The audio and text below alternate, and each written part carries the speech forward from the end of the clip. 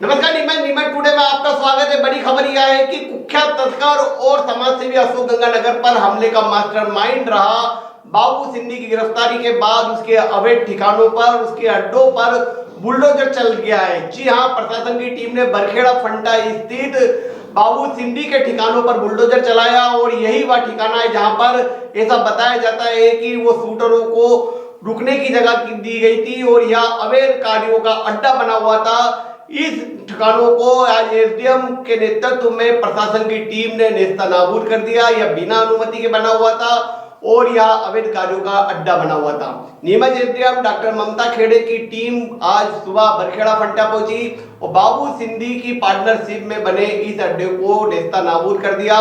बताया जाता है कि पंकज कुमावत, गोलू मोटवानी और बाबू सिंधी सहित नीमच के कुछ पोस्ता व्यापारियों के जो सांठ गांठ के तहत यहाँ अड्डा बनाया गया था और इस अड्डे में लंबे समय से जो कार्रवाई चल रही थी वह थी अवैध रूप से कार्रवाई। जुआ सट्टा तो चलता ही था, साथ ही ऐसा भी बताया जाता है कि यहाँ पर शूटरों को रोका गया था और इन अड्डों को तबाह करने का काम आज प्रशासन ने किया है। बड़ी खबर यहाँ मौके से मिल रही है। दूसरी बात यह कि नीमच एसडीएम ने कहा कि इसकी कोई निर्माण अनुमति नहीं थी और बाबू सिंधी सहित अनेक लोगों की पार्टनरशिप में यह बना हुआ था जिसको आज प्रशासन ने तबाह कर दिया है।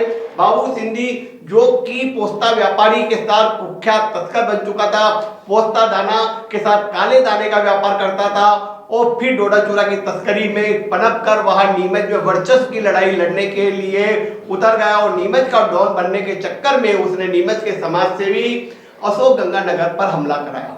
इस जानलेवा हमले में अशोक गंगानगर तो बच गए, लेकिन बाबू के जो भाड़े के टट्टू थे, जो शूटर थे, उनमें से एक शूटर मारा गया, एक गिरफ्तार हो गया और बाकी लोगों की जांच चल रही है। नीमच में पहली बार ऐसा हुआ जब आमने सामने की फायरिंग हुई। उसके बाद जब प्रशासन सख्ते में है, वही पुलिस की कार्रवाई पर भी सवाल उठ रहे थे। इसमें पुलिस ने बहुत जल्द ही बाबू सिंधी को अरेस्ट कर जहां सफलता प्राप्त की, वही इस पूरे मामले का खुलासा कर दिया। अब बड़ा सवाल यह उठता कि बाबू सिंधी किन किन के संपर्क में था। जी हाँ, यह कार्रवाई तो प्रशासन कर ही रहा है। बाबू सिंधी किन किन के संपर्क में था बताया जाता है कि नीमच के कई पोस्ता व्यापारी उसके संपर्क में थे जिसका वह पार्टनरशिप में धंधा करता था। नीमच के अनेक प्रॉपर्टियों में उसका पैसा लगा हुआ है।